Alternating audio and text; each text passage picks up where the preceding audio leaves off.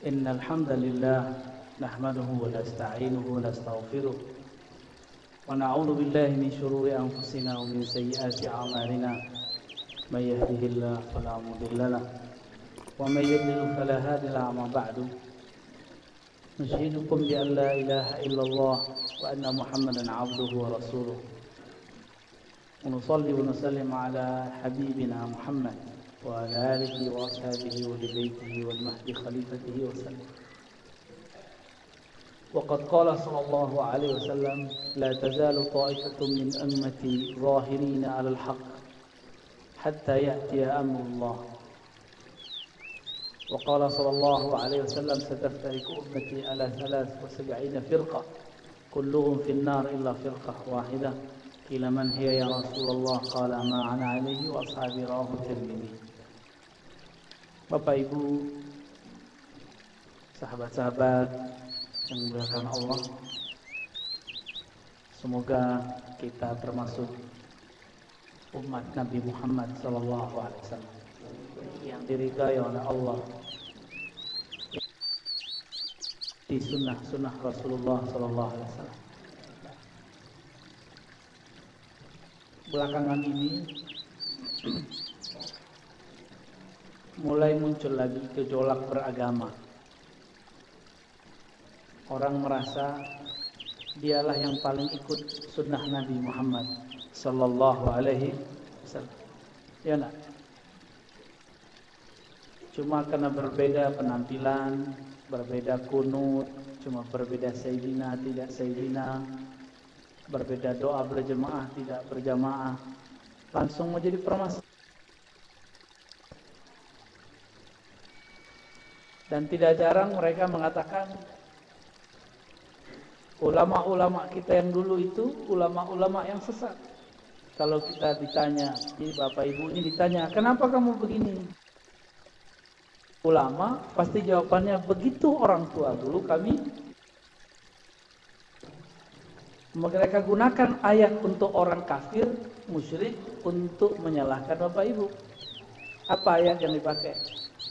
Wa idza qila lahum ittabi'u ma anzalallah qalu bal nattabi'u ma wajadna 'alaihi aba'ana. Itu ayat tuh orang kafir. Jika dikatakan kepada orang-orang kafir musyrik, ikutilah apa yang Allah turunkan. Apa jawaban mereka? Kami hanya mengikuti apa yang telah diajarkan orang tua kami. Apa kata mereka?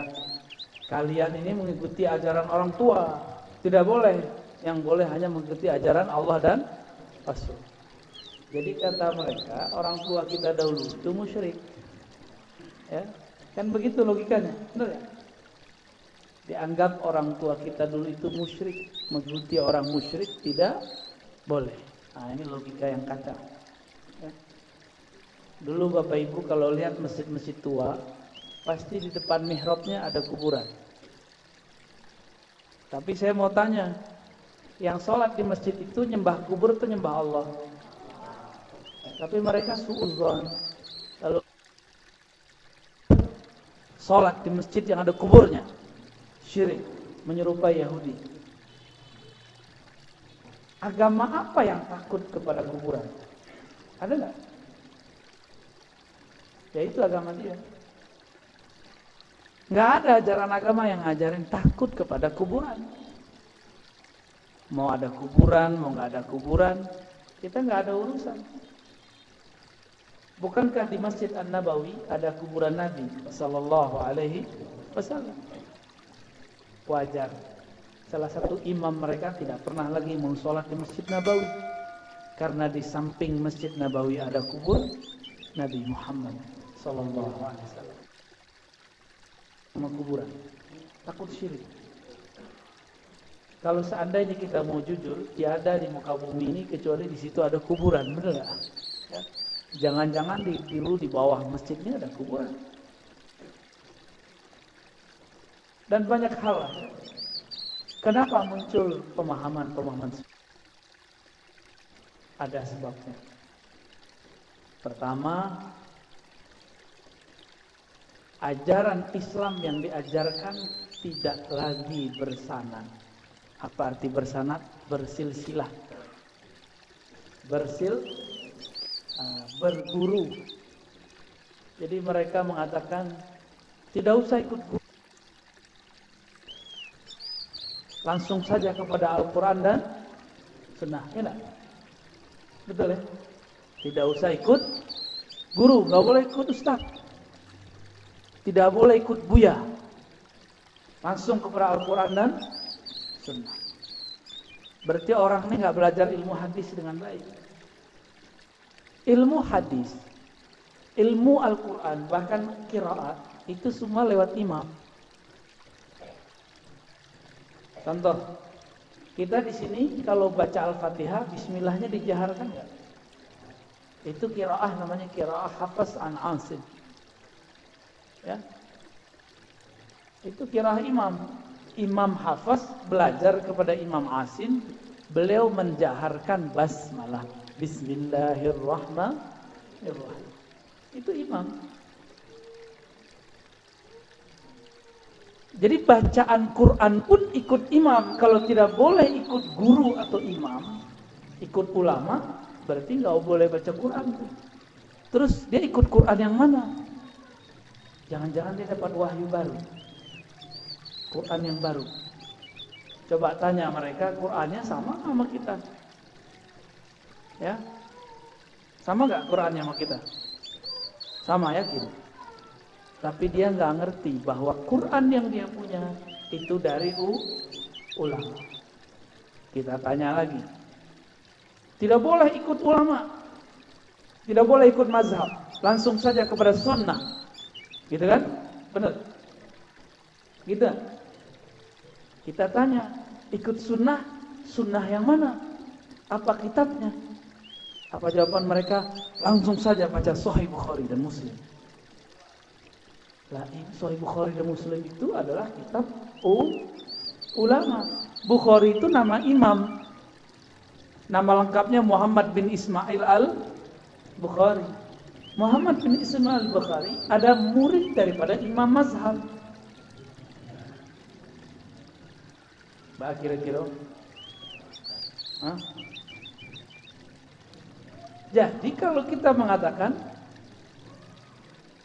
tidak boleh ikut imam, langsung saja kepada Al-Quran dan Sunnah, langsung saja kepada Bukhari. Imam Bukhari itu juga seorang imam. Imam Syafi'i melarang ikut mazhabnya. Itu Imam Syafi'i ngomong ke siapa? La tuqalliduni, jangan taklid kepadaku. Itu Imam Syafi'i ngomong ke siapa? Ke orang yang hampir selevel dengan beliau. Ada di sini yang selevel Imam Syafi'i? Gak ada ya? Tamatan SMK, bentak Ustad. Ustad, bentak Ustad. Ustad, tidak boleh bermazhab. Kita tanya, kok nggak boleh bermazhab? Begitulah kata Imam Syafi'i. Janganlah taklid kepadaku. Kita tanya balik, kamu dapat sumber dari mana? Dikirim, ternyata lewat Google. Dikirim link, 7 kali link. Lewat WA dulu. Itu sama dengan menyiram laut dengan air garam. Sumber dari Google itu kitab itu bacaan si Ustaz.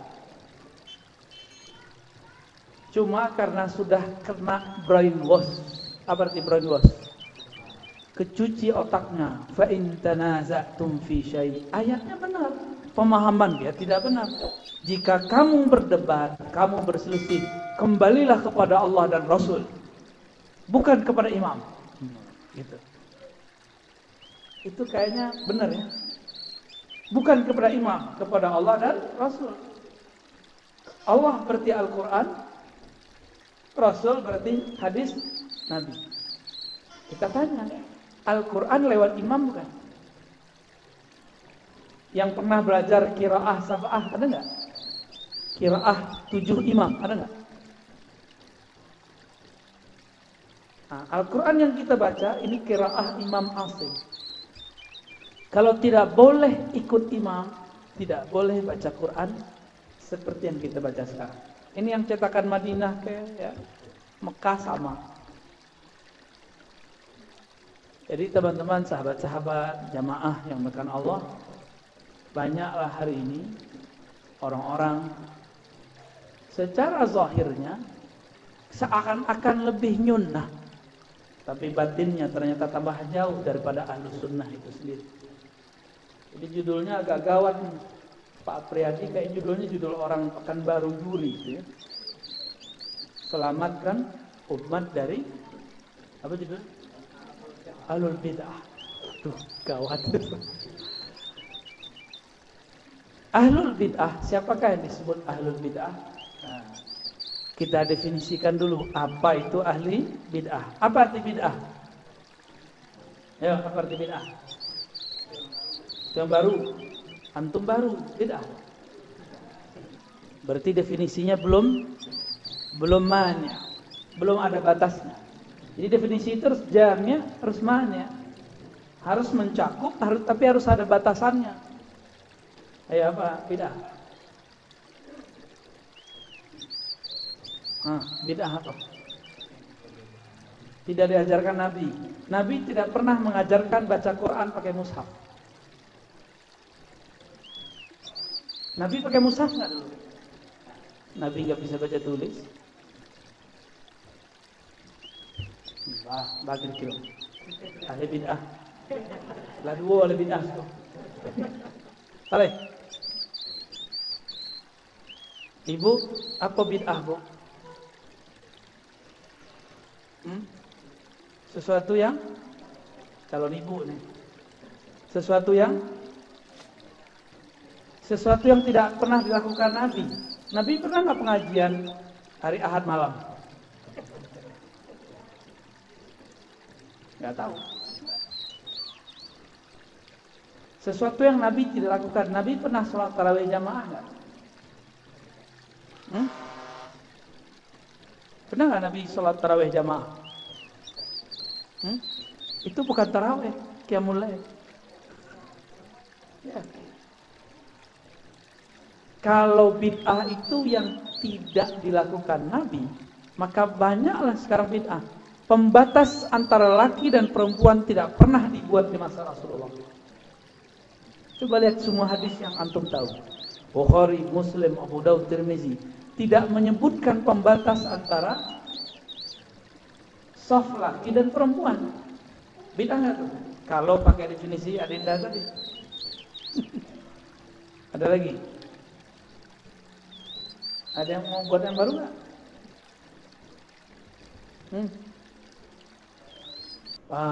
Kayaknya buyannya. Dawam ternyata ya. Anak tarbiyah Islamiyah kayaknya. Yang tidak ada dalilnya. Sekarang dalil ada berapa? Ibu, Bapak, dalil ada berapa? 2. Serius? Oke. Quran dan Sunnah gitu ya.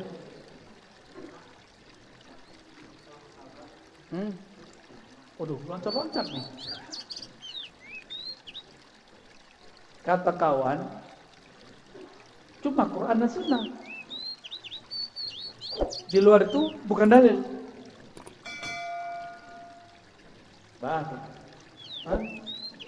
Bermasalah nggak?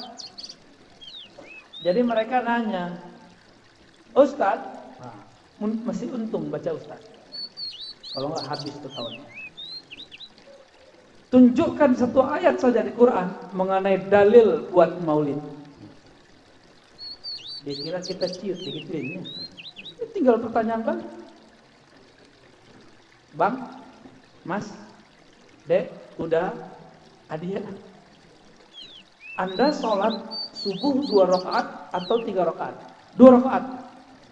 Tunjukkan satu dalil di Quran kalau sholat subuh itu 2 rakaat. Jadi tidak semua pertanyaan harus dijawab dengan jawaban. Bisa pertanyaan dijawab dengan pertanyaan. Nah, itu ada di hadis. Tunggu dulu, kan pertanyaan ente, adakah dalil maulid? Kalau tidak ada di Quran berarti nggak ada. Ya sudah. Kalau tidak ada di Quran berarti tidak ada. Sholat subuh 2 rakaat ada nggak di Quran? Jadi jangan sok-sokan pakai logika-logika pendek untuk ngerjain ustaz. Ya. Ustaz tuh belajar usul fikih, belajar qawaid fikih, belajar mantik, lagi. Itu namanya bunuh diri. Oh. Sama kayak orang bom bunuh diri namanya. Konyol.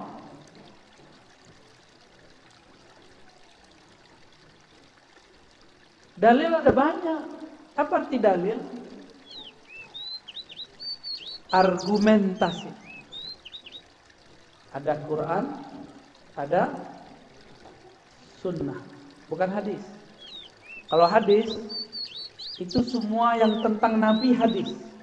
Kalau sunnah semua yang berkaitan dengan syariat baru disebut dengan Contoh, Nabi istrinya berapa? Boleh tidak ambo istrinya 9? Kan sunnah.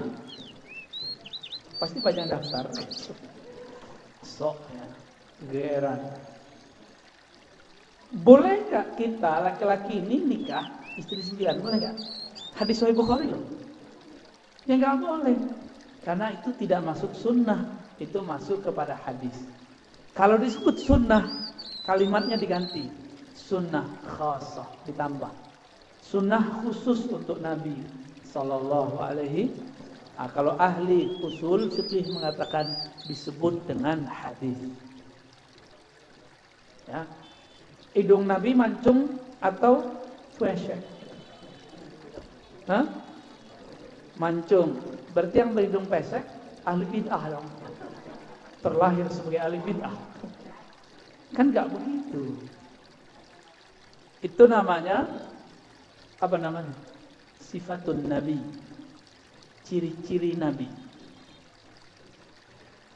Nabi itu jenggotnya full kan? Jenggotnya full. Beda kayak kita kan cuma dikit sini ya. Karena keturunan Ahong. Tapi benci sama Ahong. Tapi handphonenya handphone Ahong, Oppo. Apa lagi tuh? Itu handphone apa tuh bang? Oh Samsung. Tapi made in China. Nah, diproduksi di China. Energinya habis untuk hal yang penting.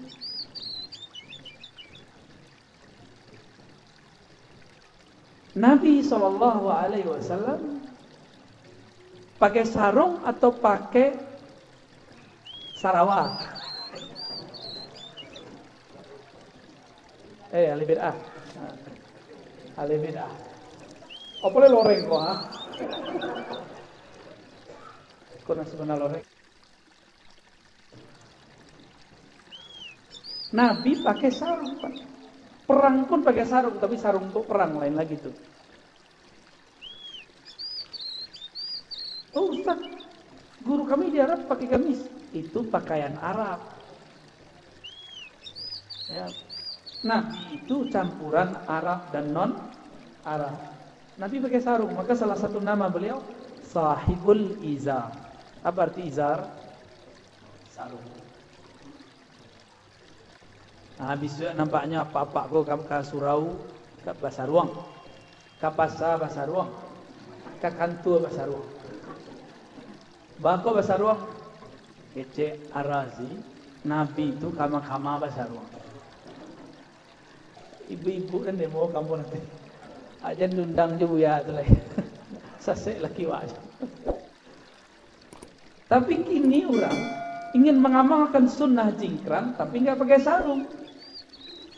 Setengah-setengah mengamalkan sunnah. Jadi kalau ingin ke bajingkrang pakai sarung, ya. Wah, kamu cium-cium tangan itu nanti. Aduh, ahli sunnah. Ahlus sarung. Jamaah yang dimuliakan Allah. Jadi apa yang disebut bid'ah? Kita nggak usah pakai definisi imam kita, pakai definisi kelompok yang membid'ahkan kita. Dia punya imam namanya Ibnu Taimiyah. Saya sudah sampaikan ini bertahun-tahun yang lalu. Tapi dulu di Pekanbaru, di kampung itu alim lain. Baru ini. Apa kata Imam Ibnu Taimiyah? Wafat tahun 728 Hijriah. Ini 1443 Hijriah. Beliau punya kitab judulnya Iqtida Siratal Mustaqim. Ya, kita ulang-ulang supaya masuk jadi pemahaman. Al-bid'atu ma lam yadulla alaihi dalilun syar'iyyun. Bid'ah itu sesuatu amalan, keyakinan, perbuatan yang tidak ada dalil syar'inya. Dalil syar'i ada 4 yang disepakati, ada lebih dari 10 yang diperdebatkan ulama. Berarti banyak nggak dalil? Banyak, cuma kawan dalil Quran di sunnah saja. Ulama menyebutkan 4, dia bilang 2. Ulama menyebutkan lebih dari 10, dia sebutkan cuma 2. Al-Quran 1, 2 sunnah, jangan disebut hadis. 3 ijma' dulu. Apa arti ijma'? Kesepakatan ulama mujtahid, bukan kesepakatan jamaah, ya. Tadi ini wali negari katanya ya. Ba jamaah itu sepakati isya diundur. Canggih lo nak. Bitu eloknya ketua masjid kawan. Kalau ketua masjid tuh pengen memahamkan pemahamannya surang. Di masa Rasulullah sunnahnya isya ditakhir. Tapi dek kawan baru mengerti, awak takhir seketek berang-berangnya. Ya. Sembayang-sembayang sorang di belakang. Komat-komat sorang di belakang. Kadang-kadang ustadz sedang ceramah itu dibentaknya. Woi, sholat. Ketua masuk. Ketua masuk itu kiamat. Nabi itu kalau beliau sholat isya selalu diundurkan. Bukan tang masuk isya, enggak. Jarang-jarang beliau di awal waktu isya. Antum bisa lihat semua hadis Nabi. Kecuali jika umat telah berkumpul untuk sholat jamaah. Kalau kita sedang berkumpul untuk ngaji dulu. Ya? Baru dengar ya hadisnya. Jadi kalau seandainya kita nanya kepada orang tua-tua, nggak usahlah jauh-jauh di sini. Kami dulu ke Pelambayan, apa namanya? Palembayan. Isya dulu di situ kami sembahyang jam 9. 9.10. Kiranya di surau-surau ulama-ulama ahli zikir itu diterapkan kalau lagi riyadhah i'tikaf, sholat isya'nya diundur. Protes. Afdhalus shalah fi awwali waqtiha. Padahal bukan begitu yang sahih kalamnya. Salat yang afdal di awal waktu, yang sahih afdhalus shalah ala waqtiha. Salat yang afdal itu pada waktunya. Waktu salat isya mulai dari terbenamnya atau hilangnya mega merah sampai terbit saja. Ada waktu afdal sampai tengah malam, ada waktu ikhtiar sepertiga malam. Pertengahan ada waktu yang sudah mulai darurat, ya. Ittirar itu di sepertiga terakhir. Ada ilmu begitu. Cuma kawan kan nggak mau tahu, ya. Jadi sholat isya itu kesepakatannya ini kita kalau mau buat suatu amalan yang ditanya ulama atau jamaah. Tadi inya wali negari lo anak dia gehnya nang kalama ada umat. Kalau ambon nang kalama dalil.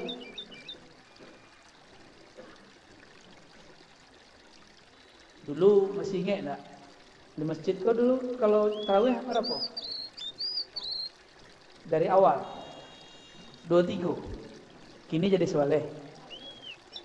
Masih? Masih? Oh luar biasa. Tapi di masjid Sabarang batanyo ketua masjid ba jamaah 23 atau sabale Jamaah katanya. Urusan ibadah, pertanyaannya dalil. Dalil kepada ahli dalil, bukan kepada jamaah. Ya tak? Jadi yang ditanya siapa seharusnya?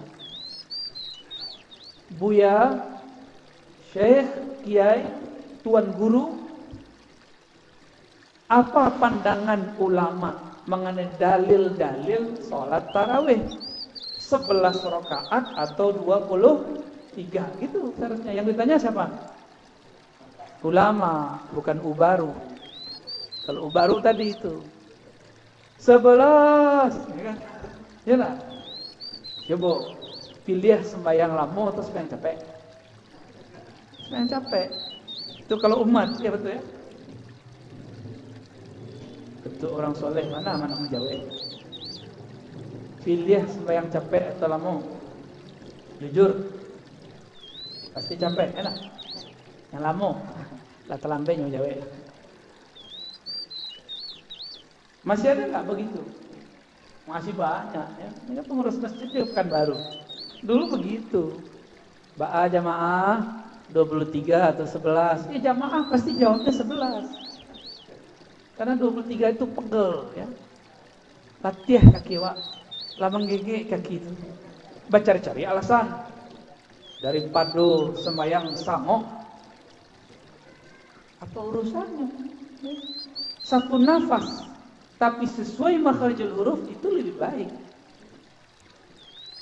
Daripada sembahyang tanpa ada dalil. Ya. Disebutkan dalam hadis Nabi itu sholat taraweh atau sholat witir. Disebutkan Nabi sholat 11 rakaat di bulan Ramadan dan di luar Ramadan, tidak menambah-nambah. Itu sholat taraweh atau witir. Jadi dalil taraweh yang dipakai orang itu dalil sembahyang witir. Tapi kalau yang ditamu jamaah, yang penting sembahyang Pak. Sebalik jadi itu. Ini contoh-contoh kasus. Jadi kesepakatan itu bukan kesepakatan jamaah. Kesepakatan itu kesepakatan ulama mujtahid. Di Mekah Madinah berapa rakaat orang sembahyang? Ya, pasti nggak mau ngaku kan? Ya. Tapi untuk membid'ahkan kunut pakai Mekah Madinah. Di Madinah, di Mekah ada orang kunut toh. Giliran wak tanya, kalau tarawih Mekah Madinah 20 tambah 3 rakaat. Oh, terima ya. Ya, dalil saisi baru itu. Nangka lama denyo saja. Jadi ijma di situ kesepakatan ulama mujtahid, bukan ustadz. Ustadz pun tidak punya hak. Cuma ulama yang mujtahid. Mujtahid itu yang boleh memproduksi hukum. Yang keempat, kias. Itu dalil yang disepakati. Contoh kias apa kias? Apa arti kias? Analog. Perbandingan. Nabi zakat dengan gandum dan kurma. Sampai di negari orang kapal, kurma itu menjadi kue. Ya, hidangan. Jadi kurma itu hidangan setara dengan kue. Kacang tujin. Di samping kacang tujin ada kurma. Jadi bagi orang itu, kurma itu bukan makanan pokok, tapi saji-saji, sesajian ketika ada orang datang ke rumah. Benar nggak? Maka kalau ada orang kapau berzakat fitrah dengan kurma, zakatnya tidak sah. Apa sebab? Zakat fitrah itu artinya zakat makan pokok. Makanan pokok orang kapau kali nasi yo. Basi itu nasi. Yo, kalau awak zakat, pakai basi. Pakai apa? Pakai nasi yo. Pakai nasi atau katan? Kalau enggak juga katan gitu. Tergantung makanan pokoknya apa. Di zaman Rasulullah tidak ada orang yang zakat fitrah dengan duit. Hari ini kawan-kawan zakat fitrah dengan aplikasi bank mobile banking. Kecil kawan, bank tu haram. Itu bisik-bisik selalu anak. Kalau bank haram, semua produk dari bank wajib diharamkan. Fulus dari bank enggak? Berarti orang tu tidak bisa makan dong. Ini harus pakai hidup gaya barter. Diambilnya pisang, dijualnya ke pasar untuk kembali balik. Tapi kawanku mengharamkan suatu setengah-setengah, dia tidak mengerti. Mengharamkan bank, tapi tidak mengharamkan produknya. Apa produk bank? Yang paling kita cinta, lebih cinta daripada pasangan. Dibawa kama-kama. Kalau pasangan, ada dibawa kama-kama. Tuh, nama gesek-gesek. ATM-nya nak, kan pitih dari bank tuh. Nah, di situ panjang loh ceritanya nanti tuh. Ya. Kira-kira. Lazan siapa? Kita tanya jamaah. Lanjut. Itu dalil yang disepakati. Coba dihafalkan. Quran, ijma, Quran, sunnah, ijma, qiyas. Sampai ya. Ini ada dalil yang dipakai sebagian imam yang bersanad kepada Rasulullah, tapi tidak dipakai oleh imam yang lain yang juga bersanad kepada Rasulullah. Contoh, Imam Malik, guru dari Imam Syafi'i. Imam Malik berguru kepada murid-murid sahabat. Di antaranya Nafi'. Siapa di antaranya? Imam Nafi'. Imam Nafi' berguru ke murid sahabat, kepada sahabat namanya Abdullah bin Umar, Abdullah bin Abbas, Abu Hurairah. Maka beliau mengatakan, amal ahli Madinah adalah amal sahabat Rasulullah sallallahu alaihi. Maka muncullah satu kaidah oleh Imam Malik. Jika orang Madinah beramal, maka bukanlah bid'ah di zaman Imam Malik. Tapi kalau kini orang Madinah beramal, belum tentu sesuai dengan mazhab Imam Malik. Imam Malik itu tidak berani pakai sandal sepatu di kota Madinah. Apa sebab? Beliau mengatakan bagaimana mungkin Malik bin Anas menggunakan sandal, sedangkan di bawah bumi ini tertanam tubuh manusia paling mulia, baginda Nabi Muhammad sallallahu alaihi wasallam. Balik kalau nyeker ke mana? Ya. Kilonya orang tidak pakai sandal kok jadi imam. Satu kali Imam Malik sedang taklim di masjid, di sudut masjid. Tiba-tiba muazzin sudah azan di atas menara. Bagageh lah, ya lah bahasa bagageh sudah. Kalau orang berubah, bagogeh. Besi gului. Diambilnya lah kitab, dimasuknya ke dalam. Apa namanya dulu kalau orang santri-santri, orang siap punya tas tuh? Kampie, tak kampie dong. Dimasuknya lah ke dalam kampie itu. Bertanya Imam Malik, wahai Ananda, hendak mau kemana engkau? Elok-elok Imam Malik magi tahu, bertanya, wahai Tuan Syekh Imam Malik, bukankah sudah azan? Berarti kita sudah harus segera sholat. Nah, kok makanan empuk kok? Bertanya Imam Malik, wahai Ananda, apa hukumnya sholat sunat, sholat berjamaah? Apa hukumnya? Wajib atau sunat? Sebenarnya hukum itu mustahab atau mandub ya, tapi dah jadi bahasa awam. Apa hukumnya sholat berjamaah? Wajib atau sunnah? Dijawab lah de santri kok. Sunnat wahai tuan guru. Ditanya balik, apa hukumnya belajar ilmu? Wajib wahai tuan guru. Inyo tadilah kagak duduk aja. Jawaban inyo itulah sebenarnya kaji.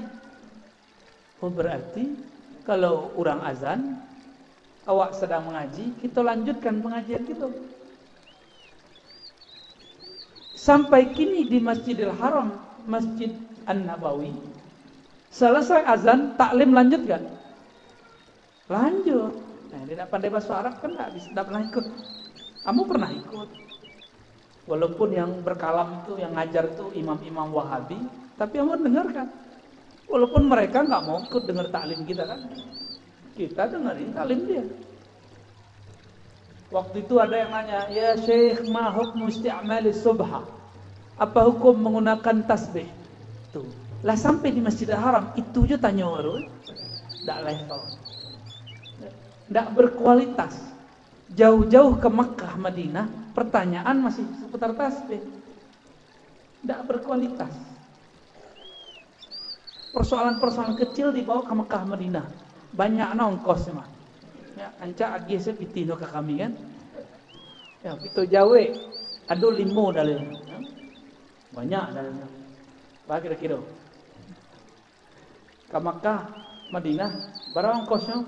Bapak Ibu travel 25 juta, 30 VIP jumbo ya.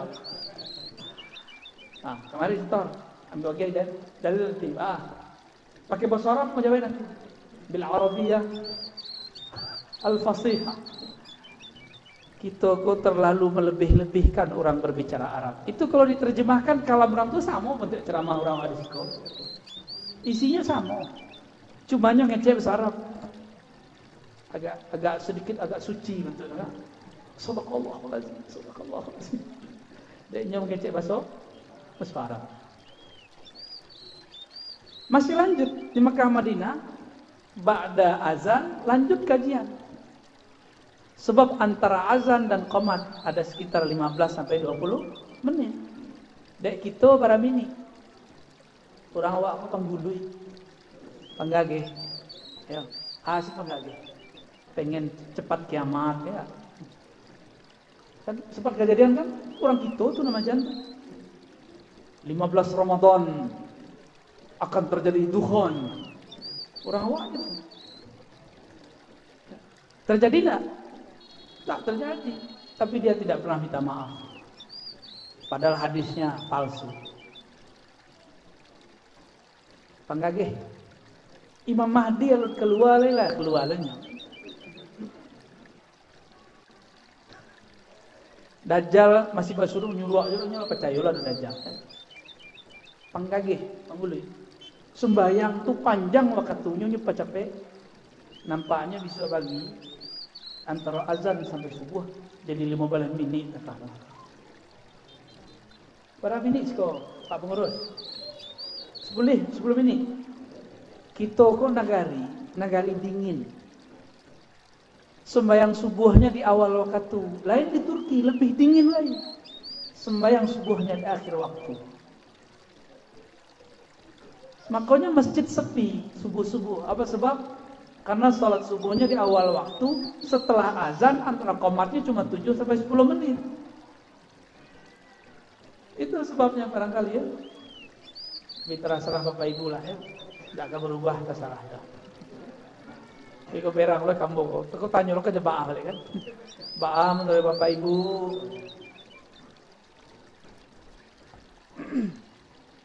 Ada dalil namanya urf. Apa arti urf? Arafa. Ya. Ya'rifu atau ya'rafu. Urfan. Suatu kebiasaan yang sudah diketahui oleh khalayak. Kalau orang meninggal di situ, manga orang baca Yasin. Ya. Kalau di Payakumbuh orang baca selawat. Kitab salawatnya Dalail. Amo dengar-dengar di sekitar Madrasah Tarbiyah Islamiyah yang ada di Kabupaten Agam masih begitu. Ya. Itu namanya apa? Tradisi. Boleh enggak? Boleh enggak? Ragu ya? Betul. Coba nah. Bid'ah enggak? Bid'ah enggak? Tuh bingung kan? Kita lanjut. Apalagi tradisi. Orang Indonesia, Nusantara lah. Nusantara ko Indonesia, Malaysia, Singapura, Brunei, Patani. Kalau hari raya ada namanya mudik. Ya, ada namanya pulang kampung. Yo, rami orang pulang kampung sebelum corona. Kami itu dulu kalau ingin menikmati jalan di Jakarta, bertunggu-tunggu orang pulang kampung. Kami tidak pulang kampung. Lah 2 kali hari raya sampai jo Jakarta tuh. Tidak ada orang pulang kampung, kecuali dua aja. Akhirnya cek kawan, mudik itu bid'ah. Tidak ada di zaman Rasulullah. Bah kira-kira. Ya bid'ah lah. Mudik itu bagian dari tradisi.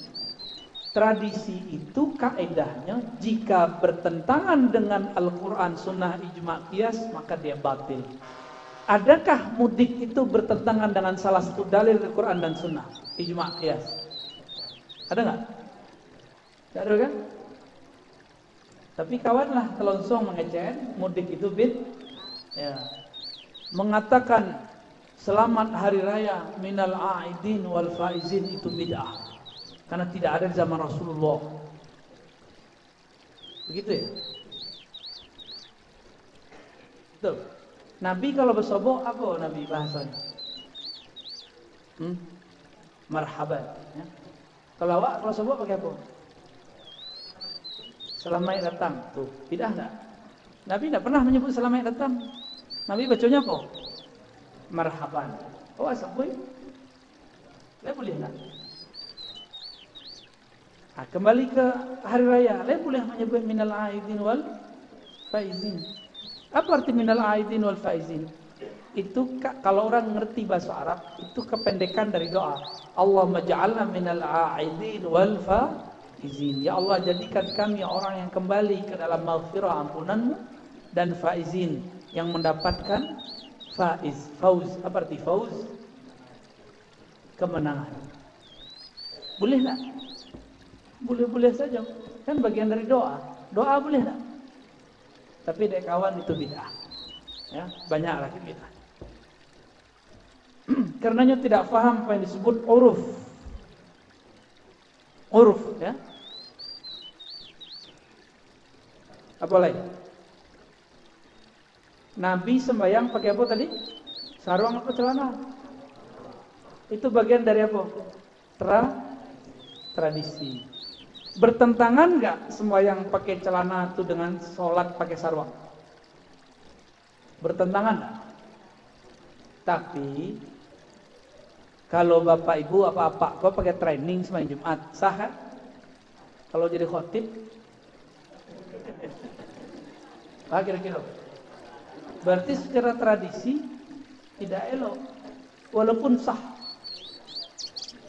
Kawan kok ingin mengikuti sunnah Nabi. Nabi sembahyang pakai sarung, inyo sembahyang pakai celana gunung. Mohon maaf loh, kontan-kontan, cash kita katakan.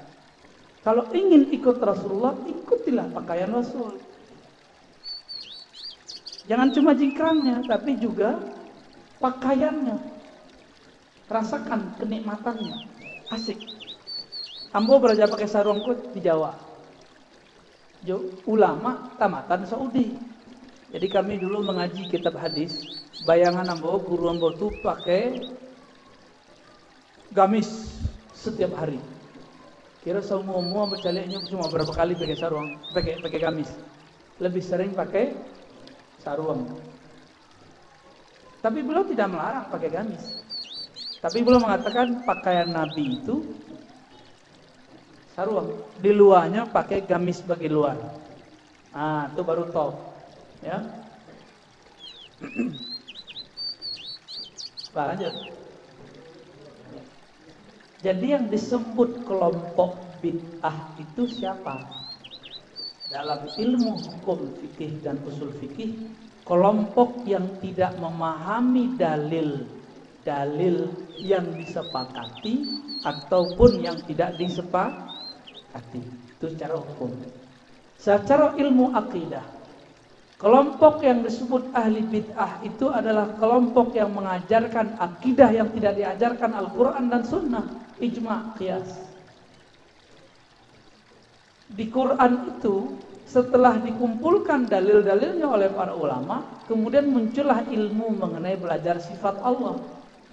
Dia orang awam kok susah memahami dalil Quran, disederhanakanlah ada disebut sifat wajib, sifat mustahil, sifat jaiz. Saya belajar tu nak. Sifat wajib 20, ya. Sifat itu dari Quran semua itu. Dikumpulkan oleh Imam Abul Hasan Al-Asy'ari, dan itu dikumpulkan di akhir abad ketiga, di awal abad keempat Hijriyah, sampai kini abad 15 masih bertahan di masjid-masjid, di madrasah-madrasah, di pesantren-pesantren. Tiba-tiba kawan mengatakan belajar sifat 20 bid'ah. Yang betul belajarnya pakai tauhid dan 3, uluhiyah, rububiyah, asma was sifat. Dan apa paling sedih, tamatan Al-Azhar. Di Al-Azhar diajarkan sifat 20, tapi nyo pulang kampung yang nyo ajarkan 3 tauhid. Ambo yang mengajarkan sifat 20 dianggapnya ahli bid'ah. Ar-Razi itu ahli bid'ah, akidahnya Jahmiyah, majan sifat 20. Berartinya sedang ingin mengatakan guru-guruku di Al-Azhar adalah ulama yang sesat. Ya enggak? Sebab di Al-Azhar orang pakai sifat 20. Percaya enggak? Di Al-Azhar itu menggunakan kitab Al-Iqtisad fil I'tiqad karya Imam Abu Hamid Al-Ghazali. Ya. Imam Nasafi, macam-macam imam. Baru percaya. Di Al-Azhar itu diajarkan bermazhab. Kawan pulang mengecek, ndak usah bermazhab. Berartinya sedang menyesatkan guru-guru yang bermazhab di Al-Azhar. Maka kita curiga, jangan ente dulu main futsal doang di sana. Nggak pernah ngaji kalau sama Al-Azhar. Ambo ngecek mereka banyak yang berang lah kalian. Ya. Ini kita taruh sarang selesai. Nggak tahan kita leh. Ya. Sudah banyak fitnah disebar. Sudah banyak fitnah disebar. Kini kita hitam putih. Ya. Tunjukkan kitab-kitab yang engkau pelajari di Al-Azhar. Ya. Lalu tunjukkan ajaran yang engkau ajarkan sekarang. Lain. Jadi kalau bahasa kasarnya pengkhianat terhadap Al-Azhar. Sedih nggak kita? Dulu berangkai, mohon maaf, itu uangnya umat, ya, datang kemana-mana. Umat senang, pelita sulah nagari akan tambah gadang, pulang-pulang dipadamkan.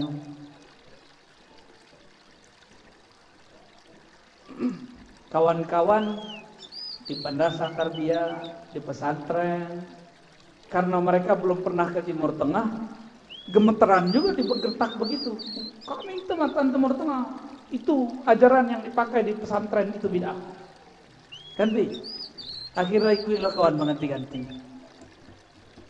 Dan beberapa pesantren modern sudah mengganti akidahnya. Dari sifat 20 menjadi 3 tauhid, uluhiyah, rububiyah, asma dan sifat. Ulama Al-Azhar berkumpul dengan 200-an ulama di Chechnya tahun 2016. Lalu mereka merumuskan siapakah ahlus sunnah, siapakah ahlul bid'ah. Keluarlah rumusan, ahlus sunnah itu akidahnya akidah Imam Asy'ari, Imam Maturidi. Kini orang bertanya, Ustaz, Buya, lai ahlus sunnah Asy'ari itu? Apa kata guru kami dari Suriah, Syekh Hasan itu? Pertanyaan yang paling goblok, paling konyol, paling bodoh yang ditanyakan seorang santri seorang mahasiswa kepadaku semenjak aku belajar sampai sekarang adalah apakah Asy'ari, apakah sifat 20 itu Ahlus Sunnah. Itu kalam beliau tuh. Siapa yang ngomong? Syekh Hasan itu. Beliau S1, S2, S3 di Al-Azhar. Ulama Suriah. Ngajar di Kuwait dan Saudi. Itu kata-kata beliau. Nah, nanti tidak lama-lama kalau di masjidku masih ada yang mendendangkan sifat 20 enggak? Udah nggak ada ya. Dulu Salahuddin Al-Ayyubi untuk membangunkan masyarakat subuh itu pakai Allah wujud qidam baqah. Jadi sebelum tarahim itu kan belakangan adanya. Dulu umat itu dibangunkan dengan dendang-dendang sifat 20 atau Asmaul Husna. Salahuddin Al-Ayyubi. Kira-kira akidah Asy'ariyah beliau. Muhammad Al-Fatih ikut Imam Maturidi, sifat 20 juga. Dia nyebutin sifat 13. Tapi kini yang jualan Al-Fatih anti dengan akidah Asy'ariyah dan Maturidiyah. Ya. Banyak hari ini. Yang jualan khilafah, dia nggak tahu pendiri khilafah Al-Utsmaniyah itu akidahnya Asy'ariyah Maturidiyah. Bah, menyeramkan nggak? Menegangkan ya. Mengaji jombo payah senyum nggak? Itu senyum. Bah, kira-kira lah pecah kalau seketek lain.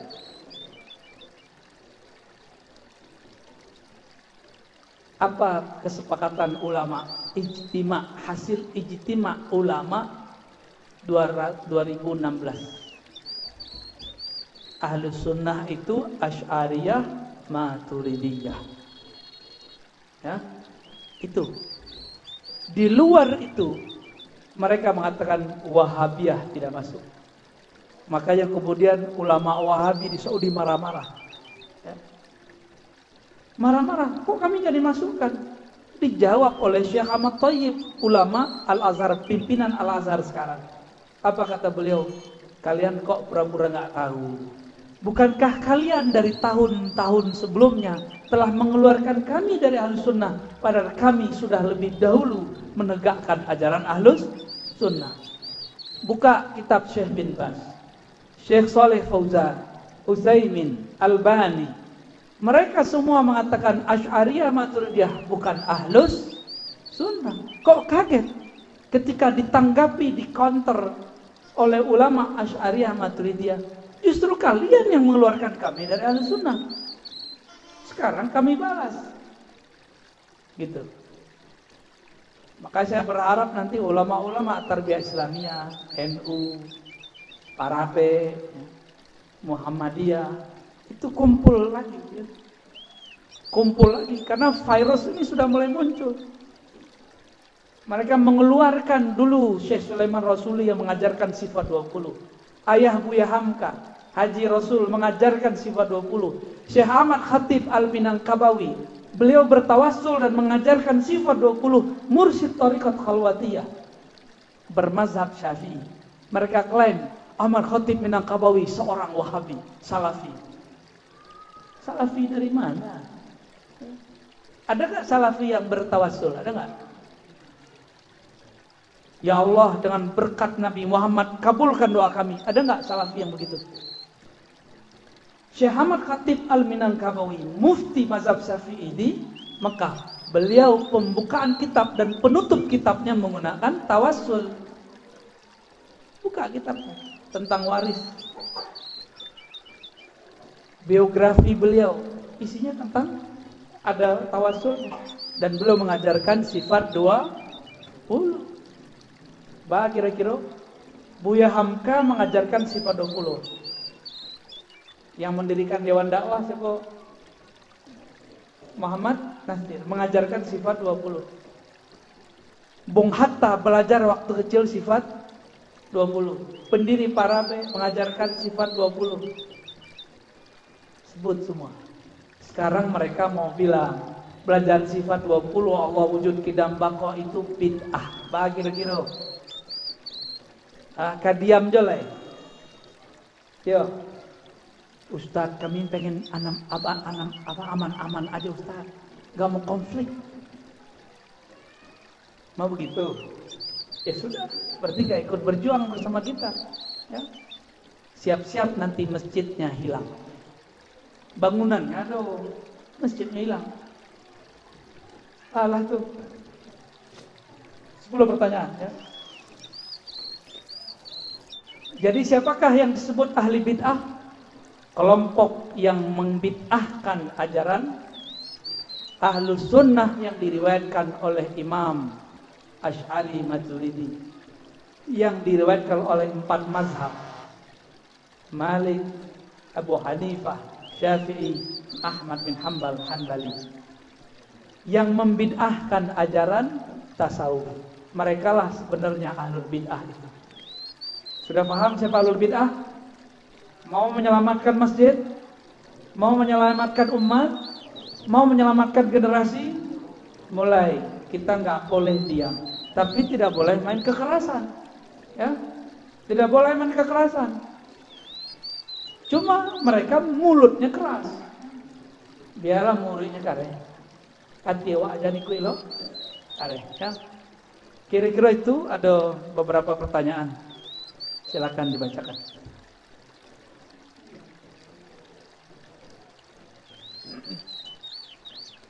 Dia pertanyaan pertama, saya mau tanya dia, saya Yazid Fori alumni PTIQ mahasiswa dia, mau tanya mengenai pernah di akhir hayat Buya Hamka masuk tarikat, apakah itu benar dia? Terima kasih. Kalau yang saya dapat dari kabar Kiai Wahyudin, beliau mendapatkan kabar dari sahibul kisah, dari orang yang hadir saat Buya Hamka belajar dan berkunjung kepada Abah Anom, bahwa Buya Hamka memang mengambil talqin dari Abah Anom. Itu kabarnya dari sana, ya. Kebetulan 2 minggu pas minggu lalu saya baru pulang juga dari Abah Anom, ya. Tapi terlepas dari itu, Buya Hamka itu sudah sufi sebelum ke Abah Anom. Dalam buku Ayahku beliau mengatakan, di dalam diriku mengalir 2 darah, darah Badri dan sufi. Kakeknya Amrullah, seorang mursyid tarekat Naqsyabandiyah, Ba'lawiyah dan Khalwatiyah, 3 tarekat. Itu kemudian ditemukan datanya oleh dai kita dari Payakumbuh, Buya Apriya Putra, Kang Kumudo Khalis, dosen di IAIN Bukit Tinggi. Sesekali cegat lanjut kemari. Ajaknya bercerita tentang sejarah Ahlus Sunnah di tanah agama. Ini pakar tuh, ya, sangat-sangat pakar. Siapa namanya? Buya Apriya. Dia punya channel, punya situs. Judulnya Surau Tua Blogspot. Itu buka, itu tulisan dia tuh. Ya. Silakan dibuka di situ.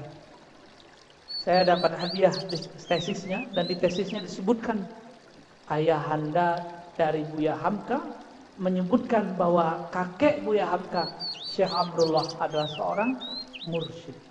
Jadi beliau ini sudah biasa dapat ilmu-ilmu tarekat dari keluarganya. Oleh karena itu, saat Buya Hamka pindah ke Tanah Abang, beliau mengajarkan kitab tasawuf, Ihya Ulumuddin. Tasawuf nggak tuh? Jadi nggak usah aneh lah. Buya Hamka itu seorang Muhammadiyah yang sufi.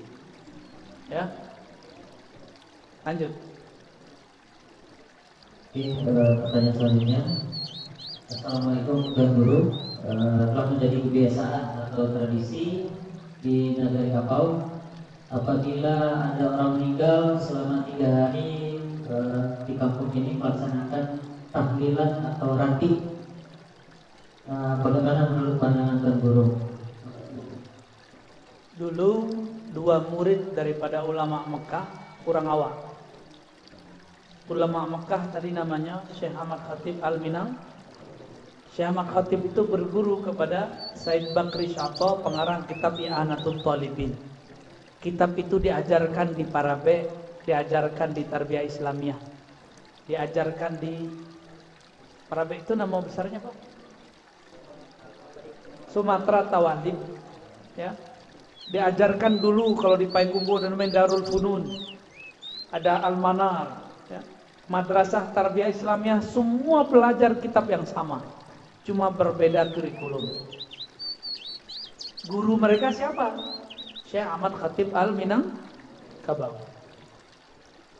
Syekh Ahmad Khatib karena mengikuti gurunya Said Bakri Syato, Said Bakri Syato berfatwa peringatan 3 hari, 7 hari itu bagian dari niyahah dan itu bid'ah. Tapi murid Syekh Ahmad Khatib yang lain bernama Syekh Sulaiman Ar-Rasuli, Syekh Sulaiman Jau, Syekh Abdul Wahid As-Salihi tidak sepakat dengan kalam gurunya karena mereka mendapatkan riwayat yang lain. Kiranya ulama kulah biasa berbeda, kita tidak biasa, ya? Benar ya? Ulama itu sudah biasa berbeda, kita yang tidak siap berbeda. Ternyata Syekh Sulaiman Ar-Rasuli mendapatkan risalah Imam As-Suyuti. Imam Suyuti mengumpulkan hadis mengenai 7 hari, 40 hari, 100 hari, 1000 hari. Disebut haul. Apa kata beliau? Mengenai 7 dan 40 hari disebutkan di riwayat ulama salafus saleh, yaitu Imam Tawus, murid daripada 70 sahabat Nabi. Apa kata Tawus? Sesungguhnya orang jika meninggal, jika dia mukmin atau dia munafik, yuftanu fi sab'i ayyam.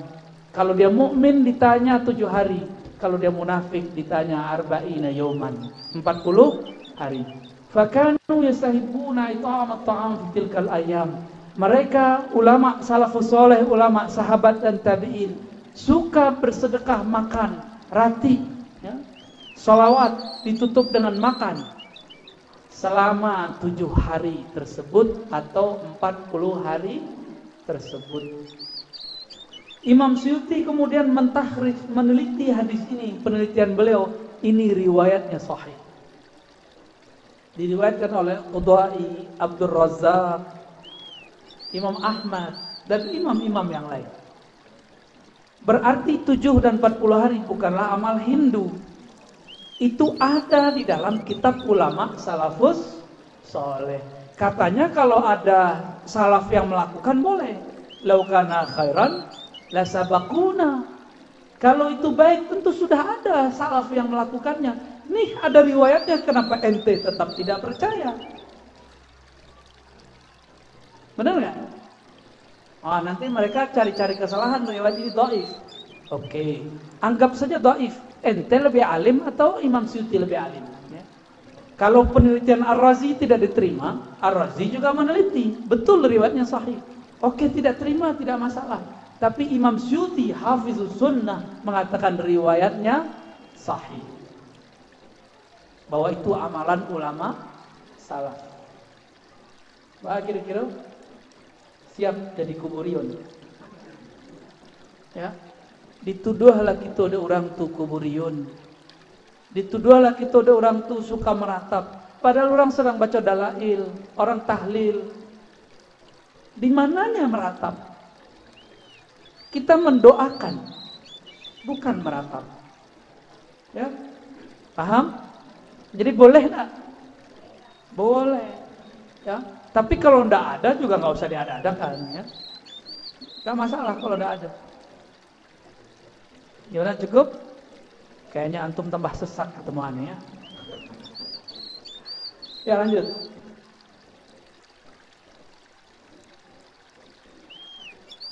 Assalamualaikum Buya, saya mau bertanya, mohon maaf ini di luar tema.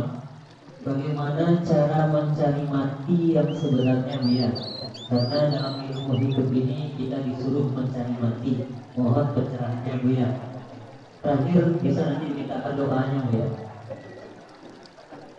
Siapa bertanya? Pagi ya. Padih mana? Nabi itu bukan nyuruh mati. Nabi itu mengatakan uzkuru hadimal ladzat ay al-maut. Ingat-ingatlah sang pemutus semua kelezatan, yaitu kematian. Itu ada di hadis Imam Muslim. Diinge-inge iyo, dikajak-kajajan. Satu kali ada seorang sahabat dalam hadis Bukhari dan Muslim sakit, lalu minta mati. Mati sawa, matilah den. Ada nggak orang begitu? Ya, silaku lah den. Ya begitu nak. Apa kata Nabi? Qulu khairan, fa innal malaikata yu'minuna ala ma taqulun. Katakanlah yang baik-baik karena malaikat mengaminkan apa yang engkau kalamkan. Ya. Jadi jangan berkalam yang aneh-aneh. Kau kalau mau rekojo mati deh. Tunggu aja masanya. Udah mau rekojo mati matinya kata. Bukan itu ya. Yang dimaksud Nabi, ingatlah pemutus semua kelezatan. Kalau orang lah mati, le asik jo itu. Dah. Ibnu Umar mengatakan kalam seperti ayahnya Umar radhiyallahu taala anhuma. Apa kata mereka? Hadisnya sahih. Tapi bukan hadis Nabi, disebut hadis mauquf. Mutu qabla an tamutu. Matikanlah dirimu sebelum mati. Jadi itu bukan kalam Nabi ya. Itu bukan hadis Nabi, itu kalam siapa? Sayyidina Umar. Maksud beliau, ingat-ingatlah mati sebelum kamu belajar, sebelum kamu mati. Belajarlah mati yang baik sebelum kamu benar-benar mati. Acara mati nanelo, tidurlah dalam hati yang baik. Kau pengen mati kan orang itu kan yang nanya? Sebelum tidur, ingat peganglah doa. Ya Allah, hari ini aku tersinggung oleh si fulan. Hari ini aku sakit hati sama Salafi. Aku katakan ya Allah, aku tidak membenci Salafi manapun ya Allah. Ya Allah, pagi ini, pagi tadi, siang tadi kami bertengkar ya Allah. Tolong hilangkan gores-gores hati dalam jiwa kami ya Allah. Itu beraja mati namanya. Ya, jadi doanya nggak usah pakai bahasa Arab, pakai bahasa yang kita pahami. Nggak baso-baso malaikat tapi nggak paham. Cek beliau, kami majar Sahih Bukhari 2 jam pakai bahasa Arab. Beliau bisa bahasa Arab tapi sekoge. Bahasa orang Paikumbua. Cek beliau bahasa orang Mekah. Nggak ngerti wak. Ya, bahasa orang Mekah. Pasti nggak ngerti itu bahasa planet tadi itu. Baik. Jadi cara mati adalah membuang semua sakit hati dari dalam kalbu. Pastikan nanti meninggalnya husnul khatimah. Jadi sebelum lalu jangan simpan kebencian. Apalagi benci ke laki, benci ke bini. Cakap wak je suami istri kau. Sebelum tidur buang semua emosi. Siap tak? Mudah dikatakan, susah, sulit kalau pakai ko. Mudah kalau pakai.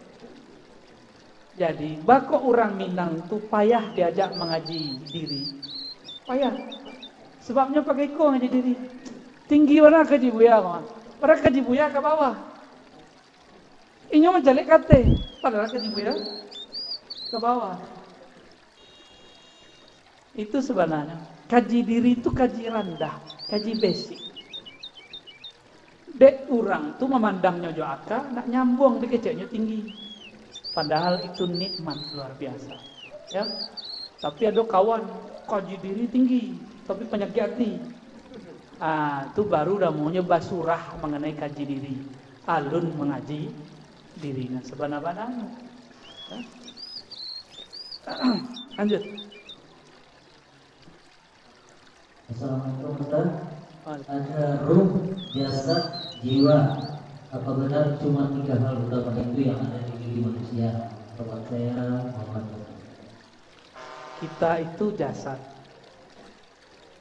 Jasad itu dikuasai oleh nafs jiwa. Jiwa itu berporos kepada kolbu. Kolbu itu tergantung ruh. 4. Kebanyakan ilmu berhenti di jasad. Apalagi nafs jiwa. Nafs jiwa nanti ujungnya akal. Ilmu akal itulah ilmu sekolah di kampus, sekolah SD, SMP, SMA.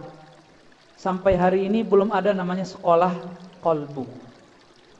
Giliran ada sekolah kolbu namanya tarekat, surau sulu, surau tarekat, surau sufi, dibid'ahkan dek ahli akal. Berarti orang tuh sayui akalnya. Sebab menyempurnakan akal harus belajar kolbu. Lahum qulubu ya'qiluna biha. Pembeda abadi antara hewan dan manusia. Hewan itu berakal tidak dengan kolbu. Sedangkan orang yang berakal, yang hakiki, dia berfikirnya dengan kolbu. Paham? Berarti untuk kolbu wajib belajar ilmu tasawuf. Tasawuf itu wajib dipelajari, bukan sunat. Bukan wajib, bukan sunat, wajib. Wajib hukumnya. Tapi bertarekatnya tidak wajib. Yang wajibnya apa? Bertasawuf. Dan masih tarekat tertentu. Yang penting belajar tasawuf. Tapi bisa nggak belajar tasawuf tanpa tarekat? Ngaji-ngaji aja paling. Ya. Talqin zikirnya nggak dapat. Teknik praktisnya tidak dapat. Allah. Assalamualaikum Buya, saya ingin talqin zikir dan berguru sama Buya. Bagaimana caranya Buya? Kapan dan di mana Buya? Terima kasih. Di negara kita banyak mursyid. Silakan mampir kaji talqin kepada para mursyid. Kalau kamu tabok lendong lo gali orang betul. Bukan begitu. Mursyid itu mursyid kalau bisa yang ada di tempat kita, ya. Jadi tidak susah mencarinya. Kalau ingin kemencas kolbu, tidak jauh-jauh.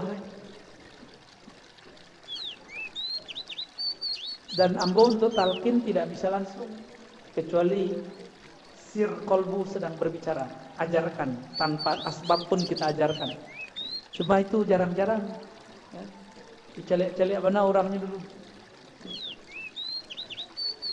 Talqin zikir itu permata lebih mahal daripada emas. Tapi kalau diberikan kepada umum, khawatir seperti anak kecil, dianggap kelereng, dimain-mainnya di luar. Ya, padahal itu permata, disimpan kalau bisa, bukan dimain-mainkan. Maka guru-guru mursyid kalau mentalkin jangan asal-asal talkin, diseleksi dulu murid. Jangan nafsu mentalkin murid. Mentalkin kok pakai nafsu. Mentalkin itu pakai nur. Ya, nur itu adalah isyarat dari Allah Subhanahu wa ta'ala. Tidak usah nafsu banyak murid. Ya, tidak usah bangga punya murid jenderal, murid pejabat. Imam Sya'rani mengatakan, dulu di zaman-zaman belum ada sosmed, kiai-kiai, syekh-syekh itu berbangga. Oh, saya punya murid Raja Fulan, saya punya murid Jenderal Fulan. Karena dulu belum bisa show up di Facebook. Coba di zaman Imam Sya'rani ada Facebook. Si kiai itulah posting murid-muridku, para jenderal. Ya. Kita bayang, ya. Euforia orang bamuri pejabat. Padahal pejabat itu kebanyakan berguru itu kalau tak sesak. Kecuali pejabat yang kolbunya salim. Kami pun ketemu yang salim-salim itu ada. Bagus. Tapi kebanyakan enggak. Menjelang ke pilkada datang ke Buya. Kironya buyanya kari lamar lo kurang ajar. Buya terpadaya pulau, kecek kawan. Kalau ndak buya sialai buya. Layo lo buya menyalonkan pulau buya. Kironya hasil coblosan cie pulau, inyo pulau nama coblos dirinya. Ndak ada orang lain yang mencoblos. Malangnya buya. Imam Sya'rabi mengatakan, engkau menyebut-nyebutkan muridmu fulan, itu tanda kamu masih sum'ah. Berarti di zaman dulu itu sudah ada juga mursyid-mursyid ujub. Mursyid-mursyid riya itu sudah ada. Yang per murid itu karena mengejar target. Ada dari dulu. Maka pintar-pintarlah cari guru. Istikharah lalu musyawarah kepada ahli ilmu. Ya. Jadi tidak usah kamu minta talqin kepada yang sudah dapat ijazah di kampung itu. Indah ado di agam kau pindah ke barulah ada Buya Melizar. Nah ado ke Pekumbuh. Pekumbuh itu setiap kelurahan itu ada mursyid. Setiap kelurahan minimal mursyid nalar ke Kubuh. Setiap kelurahan itu ada. Berarti dulu itu kampung 1000 suluk itu ada di Pekumbuh dulu. Cuma kini lah berubah. Lah berganti mazhabnya. Ya lanjut. Ada pertanyaan dari Pak Charles. Doa dan harapan semoga berkat firman Allah. Amin. Yang pertama, bagaimana sikap kita sebagai akademisi terhadap karya Ibnu Taimiyah dan Ibnu Qayyim? Yang kedua, pertanyaannya apakah mungkin ada cabang hebat Nauriyah di Sumatera Barat? Cabang apa? Saya kolektor karya Ibnu Qayyim dan Ibnu Taimiyah. Tapi saya juga mengkritik Ibnu Taimiyah dan Ibnu Qayyim. Nanti orang nanya, ente siapa? Kok berani kritik Ibnu Taimiyah? Apa jawaban kita? Ibnu Taimiyah itu seorang ilmuwan. Saya sekolah sebagai seorang ilmuwan. Maka saya punya otoritas untuk menyetujui dan mengkritisi seorang Ibnu Taimiyah. Tidak ada masalah. Kecuali antum bukan seorang ilmuwan, seorang muqallid, taklid. Kalau sudah qala Syekhul Islam, tidak boleh dikritik. Kan begitu kawan. Katanya tidak boleh taklid ke imam. Kita kritisi Ibnu Taimiyah berangnya. Tando antum anti taklid 4 mazhab, tapi taklid kepada mazhab baru, mazhab Ibnu Taimiyah. Ada kitab beliau yang lumayan asik, judulnya Dar'ut Ta'arud Bainal Aqli wa Naql. Kebanyakan kawan-kawan tuh nggak berani baca, takut sesat. Bayangkan, imamnya di KCN punya karya yang bisa bikin sesat. Di Mesir ada Muhammad Hassan atau Hissan ya. Apa katanya? Ibnu Qayyim punya kitab Ar-Ruh, yang kitab itu banyak hadis-hadis bermasalah. Tuh, ya, imam sendiri dikata-katainya, apalagi gitu. Apalagi awak. Kalau imamnya dikata-katainya, apalagi awak. Jadi jangan heran kalau mereka bilang ambo nanti zending, gilo, gila ada pelo gitu gala baru. Si gila Ar-Razi. Wah. Dulu kan ada si buta dari gua hantu. Ada lo galambo baru, si pendongeng. Bapak ibu dari tadi asik mendengar dongeng apa kan? Emang betul asik kena dongeng ya? Jadi sikap kita sebagai ilmuwan membaca karyanya seperti kitab-kitab yang lain. Jika benar diambil, jika tidak dikritisi. Sederhana toh? Ibnu Taimiyah mengatakan semua kalam, kullu kalaman yu'khaz, kullu kalamin yu'khaz wa yutrak. Semua kalam itu boleh diambil, boleh ditolak kecuali kalam Rasulullah sallallahu alaihi wasallam. Lalu kenapa antum marah kalau kita kritisi Ibnu Taimiyah? Jangan-jangan enggak baca kitab Ibnu Taimiyah. Ya. Dar'ut Ta'arud 5 jilid, cetakan paling murah. Ada yang berani baca enggak? Ibnu Taimiyah mengharamkan mantik, judulnya Ar-Raddu 'alal Mantiqiyin. Barang dibaca enggak? Atau jangan-jangan enggak paham. Yang paham kitab itu cuma orang yang ngerti mantik. Ibnu Taimiyah mengkritisi sufi, tapi ternyata dia sendiri salah definisi. Di situ saya mengkritisi Ibnu Taimiyah, dan boleh-boleh aja. Karena bukan saya sendiri yang mengkritisi. Ulama di zamannya pun mengkritisi. Bahkan beliau pun disidang dan wafat dalam penjara. Keluar masuk, keluar masuk, keluar masuk. Apakah ulama di zaman itu bodoh-bodoh? Apakah ulama di zaman itu zalim? Enggak. Kenapa kita mengikuti orang yang di penjara dan wafat di penjara, tapi kita tidak mengikuti ulama di luarnya yang lebih alim? Nah, itulah anehnya kita. Sebab kita suku kepada orang yang terzalimi dan teraniaya. Ya enggak? Flying victim namanya. Flying victim itu mah hebat. Ya? Imam ini wafat dalam penjara. Wah, dicari mana ada orang. Tapi antum tahu enggak Ibnu Taimiyah tidak sempat nikah? Tapi mengikut Ibnu Taimiyah menikah, lalu menikah, lalu menikah, dan menikah lagi. Ibnu Qayyim itu sufi. Punya kitab Al-Wabil Sayyib, itu kitab zikirnya. Ada kitabnya Madarijus Salikin. Sekarang oleh kelompok Salafi di Timur Tengah, kitab itu ditahzir. Apa arti ditahzir? Diwaspadai. Padahal kitab itu karya imamnya. Kalau karya imamnya dia waspadai, apalagi karya Ar-Razi. Ya. Jadi jangan kaget kalau kemudian saya dibully, biasa aja. Imam dia pun dia bully. Imam dia pun dia serang. Imam dia pun dia tidak ridhai. Sebenarnya mereka tidak ikut imam manapun. Mereka sedang buat keimaman sendiri. Ya.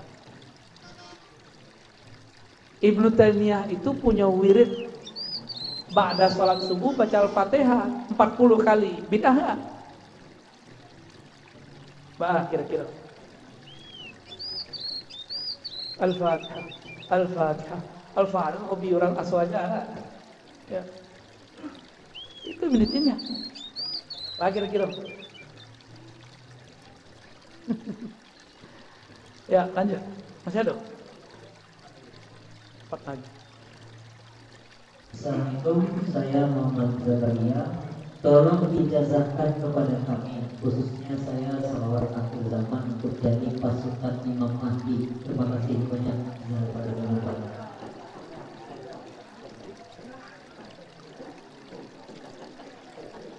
Judulnya tidak ada Imam akhir zaman. Bagus. Kini kolah akhir zaman. Bumi sudah tua. Peradaban pun sudah puncak. Kini segala macam alahado di genggamannya nak. Ingin berangkat ke Jakarta, pencet-pencet saja di tangan. Keluar tiket. Ya. Teraga awak makan, pencet-pencet, tiba makanan. Itu Nabi Sulaiman pun bingung tuh. Baku bisa umat Muhammad tuh. Jadi jangan-jangan para nabi terdahulu tuh mencari awak pakai handphone. Maka berdoa ya kan, ya Allah jadikan kami umat akhir zaman. Bukan, itu canda-canda sesekete. Umat akhir zaman itu Allah muliakan dengan sebutan ikhwan Rasulullah. Masih ingat hadisnya? Masih ingat? Satu kali baginda Nabi SAW mengatakan, nanti akan datang ikhwanku. Sahabat GR, wahai Rasulullah, bukankah kami adalah ikhwanmu? Hadis Imam Nasai dan hadis sahih. Apa kata baginda Nabi Muhammad SAW? Antum ashabi. Kalian itu ashabku, sahabatku. Yang disebut ikhwan, orang yang percaya kepadaku, tapi dia belum pernah bertemu aku. Percaya dengan kalamku bahwa aku mengatakan akan muncul keturunanku nanti. Namanya Al-Imam Al-Mahdi. Dari keturunan Fatimah. Percaya enggak? Percaya? Tapi hati-hati, kini akan muncul Mahdi palsu. Ya. akan muncul. Apa salawat yang dibaca untuk akhir zaman? Salawatnya sederhana. Ikuti. Allahumma ya ahad, salli ala Sayyidina Ahmad. Allahumma ya ahad, salli ala Sayyidina Muhammad. Allahumma ya ahad, salli ala al-mahdi khalifatika ya ahad. Salli ala al-mahdi khalifatika ya ahad. Utasnya nanti surangnya. Ya. Bisa direkam dalam diri. Sekali lagi. Allahumma ya ahad. Ku salawat paling gampang. Ya Allah ya ahad, salli ala Ahmad. Ini pakai Sayyidina. Salli ala Sayyidina Ahmad. Allahumma ya ahad, salli ala Sayyidina Muhammad. Allahumma ya ahad, salli ala Sayyidina al-Mahdi khalifatika ya ahad. Al-Fatihah.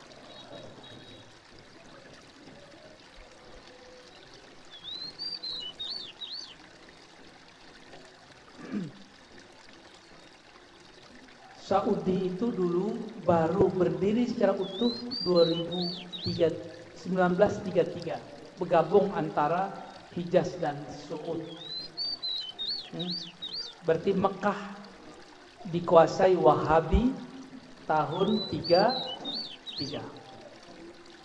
100 tahun lagi tahun berapa? 2033. Itu puncak nanti perjuangan kita. Ya, karena Nabi mengatakan innallaha yab'atsu li hadzal ummah may yujaddid laha dinaha. Ya.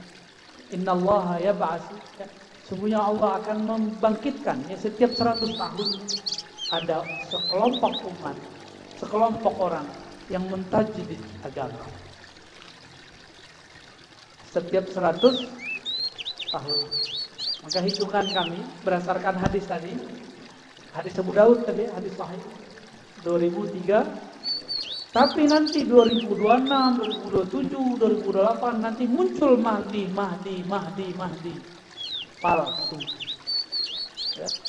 Sebenarnya Al-Mahdi sudah ada belum? Sudah ada. Tapi dia sedang menyembunyikan dirinya. Karena Dajjalnya juga belum keluar. Dajjal itu ingin bunuh Al-Mahdi. Nggak mungkin Al-Mahdi itu kowar-kowar di YouTube bahwa dia seorang Imam Mahdi. Apalagi main email Ar-Razi, sayalah Al-Mahdi itu. Nggak usah lah ngaku-ngaku ya. Saya tahu kok kriteria Al-Mahdi itu apa. Ya tenang aja ntar ya. Insya Allah dalam salah satu pengalaman rohani Allah perjalankan saya di alam mimpi, melihat dua sosok Al-Mahdi dan Al-Masih Dajjal. Jadi insya Allah ciri-cirinya lah tahu apa. Sakileh. Tapi kitab-kitab ulama kita lebih ilmiah menjelaskannya. Maka kami bukan merujuk kepada mimpi, merujuk kepada kitab-kitab yang sudah diturunkan oleh para ulama yang mereka menjelaskan hadis-hadis Nabi Muhammad sallallahu alaihi wasallam. Semoga negeri kita nanti salah satu negeri yang dikunjungi Al-Mahdi, yang banyak tentara-tentara Al-Mahdi di sini. Amin. Ya. Tapi yang sabar, ya. Ini kan nggak sabar. Belum masanya sudah mulai berontak. Mana ada Al-Mahdi berontak? Al-Mahdi itu persis seperti Nabi Muhammad. Nabi Muhammad berontak gak di Mekah ketika 13 tahun pertama? Nabi Muhammad hancurkan gak itu berhala ketika 13 tahun pertama? Enggak. Bahkan Nabi pindah ke berbagai tempat dan diusir. Nabi gak berontak. Bahkan Nabi tidak sumpah serapah seperti kelompok Mahdi palsu hari ini. Cuma dikritisi tentang guru dia yang ngaku Mahdi, ngemuk-ngemuk. Oh berarti dia bukan pengikut Al-Mahdi. Al-Mahdi itu kan wali, pengikutnya wali-wali. Dan wali itu jauh dari kata laknat. Ini baru dikit beda dikritisi, langsung semua Razi itu nggak jelas. laknat Allah kepada engkau. Saya sering dibilang itu. Ya kita udah sering, udah makanan tiap hari gitu ya. Udah kayak sarapan. Tidak tahu ada apa ibu jadi yang boleh. Setiap hari yang mau dicaci maki. Setiap hari dicaci maki dan diancam. Saya tahu. Kawan aku sekali dibully masuk rumah sakit. Payah makan. Kurus. Itulah cara diet paling cepat. Awak semakin dibully, semakin makan wak durian. Tadi makan durian saya. Kira-kira begitulah. Nggak kuat. Tapi yang sebelum dibully itu sudah dibully oleh orang-orang dekat. Ternyata itu latihan. Dilatih. Dokter apaan ente? Udah biasa. Udah biasa digituin. Jadi sekarang kalau dibully udah biasa. Ya. Udah kayak parfum. Kalau nggak ada malah kita nanya-nanya, yang bully mana nih? Jangan-jangan kita udah nggak berjuang lagi nih. Ya. Gitu ya. Niat dalam hati. Selesai baca salawat tadi, baca Al-Fatihah, lalu katakan, ya Allah, ya, izinkan kami menjadi pengikut Al-Imam Al-Mahdi yang sebenarnya. So nanti Dajjal itu ngaku Mahdi, ngaku Isa. Ya, hati-hati. Zamannya sudah semakin dekat. Nanti muncul corona lagi yang baru, tambah banyak orang stres. Tambah banyak orang mengaku jadi Imam Mahdi. Imam Mahdi stres. Ya, lanjut. Assalamualaikum, saya mau bertanya. Yang pertama, bagaimana cara mencapai khusyuk dalam sholat? Yang kedua, bagaimana teknik zikir yang bisa menenangkan hati? Dari Bunda Paramaja. Banyaknya permintaan.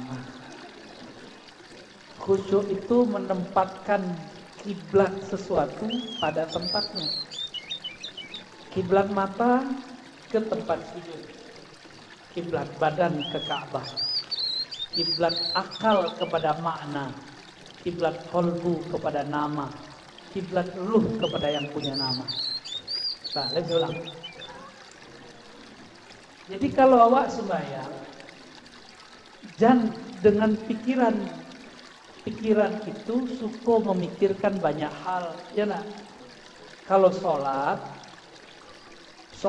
minimal dengan qalbu. Qalbu itu menyebut, mengingat nama Allah. Itu adalah awal dari khusyuk. Jadi apa teknik mudah untuk khusyuk? Belajarlah zikir qalbu. Dan negeri kita ini, Minangkabau, diberkahi oleh Allah dengan banyaknya ahli zikir qalbu. Itu buktinya banyak pengamal tarekat Naqsyabandiyah, Samaniyah, ya, Syatariyah. Mereka mengamalkan zikir-zikir qalbu. Itu cara cepat. Mau cara cepat kan? Nah, carilah mereka ke gurunya. Jadi kalau diam itu qalbunya sudah punya makanan. Jadi kenapa antum tidak khusyuk? Karena sudah tidak biasa qalbunya menyebut nama Allah Subhanahu wa ta'ala. Terus yang kedua tadi apa? Zikir supaya tenang. Ya sama. Ayatnya coba lihat, yang ngerti bahasa Arab. Ala bidzikrillah tatmainnul qulub. Dalam bahasa Arab, objek jika didahulukan berarti objek itu penting. Tambahkan terjemahannya menjadi hanya. Aslinya tatmainnul qulub bidzikrillah. Qalbu tenang dengan menyebut nama. Sekarang objeknya ditaruh di depan. Hanya dengan menyebut nama Allah, qalbu jadi tenang. Jadi mohon maaf ya kepada yang lagi kasmaran, qalbu tidak akan bahagia karena menikah. Senang ya, bahagia tidak. Bahagia qalbu kalau menyebut nama Allah. Qalbu tidak tenang dengan pakai kopiah. Saya mau hijrah pakai gamis, bagus. Tapi qalbu gak bahagia pakai gamis. Saya mau kayak Buya, pakai sarung. Kolbu tidak bahagia disarungin. Sarung pakaian badan, pakaian kolbu adalah zikrullah. Semakin banyak menyebut nama Allah, semakin banyak bahagia. Ya, jadi bakok ndak tanang-tanang juga tiawak, dia awak kurang menyebut nama Allah. Nabi itu makhluk paling tenang karena beliau setiap nafas naik, nafas turun, kolbunya terkoneksi kepada Allah Subhanahu wa Ta'ala. Ya, Allah. Ada deh. Terangkan kepada kami apa kandungan isi kitab kuning dan kitab Budur. Kemudian yang kedua, kita sudah melaksanakan sholat waktu dengan berjamaah dan apakah kita sudah mengamalkan agama yang sempurna. Kemudian yang ketiga, apakah yang tinggal 3, 10, 15, 40 hari dan 4 bulan dari masjid ke masjid bagian dari bid'ah. Dan ibadahnya Menyerempet lah. Pertama, apa isi kitab kuning? Ini kitab warnanya apa nih? Kuning. Nah ini kitab kuning pertama isinya Al-Quran. Oke? Satu kali ambo pulang, ibu mau sakit, almarhumah.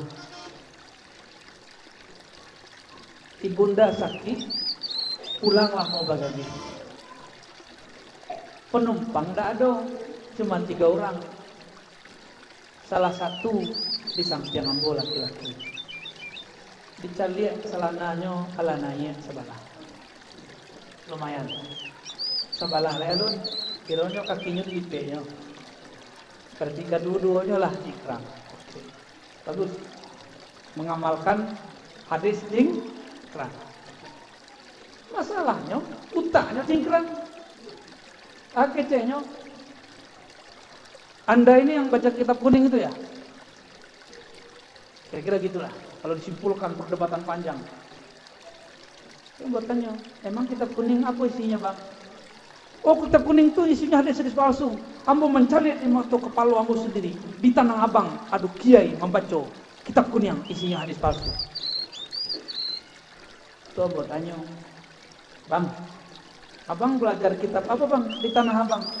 Si Abang belajar kitab di Tanah Abang. Kiranya manggaleh di Tanah Abang. Entah hadirnya sini kan? Apa jawabnya? Ambo mengaji kitab putih Riyadhus Shalihin. Itu kitab hadis-hadis Nabi. Tak betul kitab kuning angku tu dong. Itu galak. Badai galak mo. Bang, tahu tak? Riyadhus Shalihin cetakan Arisalah warnanya kuning, Bang. Cetakan Jombang warnanya kuning, cetakan Surabaya cetakannya kuning. Yang paling bagus Muassasah Ar-Risalah. Itu di Beirut, ada di Kuwait, ada di Damaskus pun banyak cetakan-cetakan dan rata-rata kuning. Sebab kitab tu kuning dulu disalin di kertas namanya papirus. Papirus itu warnanya kuning. Quran tu dulu disalin di kertas papirus, warnanya kuning. Itu Ustadz Buya Abdurrahman Al-Fasiri, Buya Roni. Ya. Ada Al-Fasirinya tuh, bukan Persia ya. Beliau di suraunya, di zawiyahnya ada kitab kuning, kitab tulisan lama yang dipakai dulu orang mengaji di Mekah. Warnanya kuning, isinya tentang fikih, bahasa Arab, bukan Arab Melayu. Kejadian kedua, ada seorang mursyid tarekat mencari ambo sedang membuka kitab kuning di surau. Akhirnya Arab Melayu malah tuh yang. Padahal kitab yang membaca kitab paling tinggi di madrasah tarbiyah Islamnya.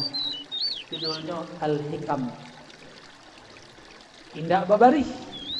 Dikarang oleh ulama Al-Azhar syarahnya. Namanya Imam Syarqawi. Ulama Azhar itu mursyid tarekat khalwatiyah. Gitu ulama Al-Azhar, mursyid tarekat. mengajarkan al-hikam. Kini dek kawan nak kecenyojan ngaji hikam lagi luang beko yuang. Jadi apa isi kitab Kunyang? Semua ilmu keagamaan mulai dari Al-Quran, Sunnah, Ijma' Qiyas, hukum fikih, hukum akidah semua ada di kitab Kunyang.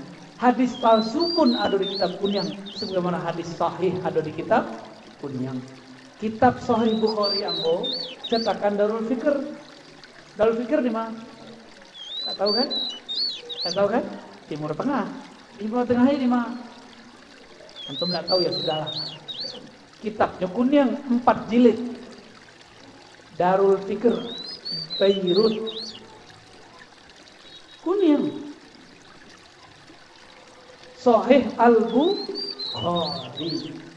Tapi orang-orang lama punya lu kitab Kunyang, Tajul Muluk. Nah, itu kitab ilmu nujum namanya. Ada pula tuh ilmu falak.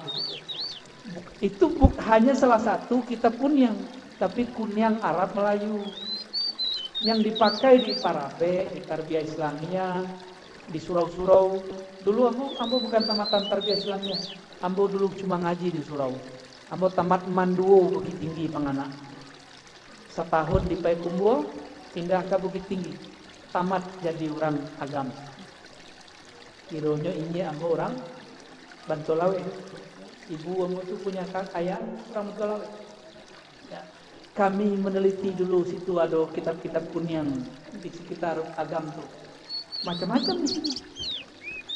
Jadi apa isi kitab Kunyang? Semua ilmu-ilmu keislaman. Ya. Jadi jangan curiga lagi kitab Kunyang. Baku kitab ini putih sebab kertasnya ini adalah putih. Antum mau buat ganti boleh. Kitab biru boleh. Ya. Kelas. Baik ya. Teman-teman, sahabat-sahabat yang dimuliakan Allah. Mari kita tutup kajian ini dengan doa. Al-Fatihah.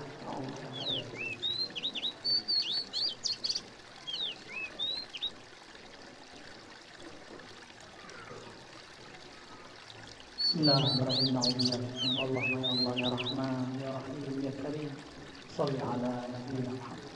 Ya Allah yang Maha Penyayang, sampaikanlah salam sayang kami, salam cinta kami kepada baginda Nabi Muhammad sallallahu alaihi wasallam.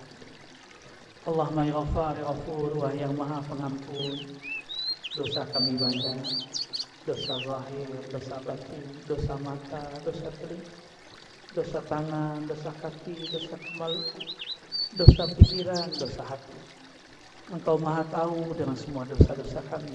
Dosa kepada orang tua, dosa kepada pasangan, dosa kepada anak-anak, dosa kepada kawan, dosa kepada orang yang membenci. Ya Allah, dengan kebesaran ampunan-Mu, maka kecilkanlah dosa kami dalam besarnya ampunan. Allahumma ya Allah yang Maha mengetahui isi hati kami, yang Maha mengetahui semua hajat kami. Kami hanya mengadukan hajat kami kepada Engkau ya Allah. Tapi kami malu ya Allah. Engkau lebih tahu apa kebutuhan keperluan kami melebihi diri kami sendiri. Ampunkan kami jika berdoa kadang-kadang berburuk sangka kepada Engkau ya Allah. Allahumma ya Allah yang memandang kolbu kami, maafkan kolbu ini kurang berzikir ya Allah. Di kolbu kami banyak nama-nama selain nama Engkau ya Allah. Ada nama pasangan, ada nama anak, nama pekerjaan, nama-nama selain Engkau ya Allah. Ya Rabb, imla qulubana bi asma'ik. Mulai malam ini ya Allah, penuhi kalbu kami dengan nama-nama-Mu yang indah, sifat-sifat-Mu yang sempurna, nur dari-Mu, ya man huwa nur ala nur. Wahai cahaya, sumber semua cahaya, cahayailah kalbu kami, cahayailah pikiran kami, bimbing kami menjadi tentara Al-Mahdi. Rabbana atina fid dunya hasanah wa fil akhirati hasanah wa qina adzabannar. Wa sallallahu ala nabiyyina Muhammad walhamdulillahi rabbil alamin.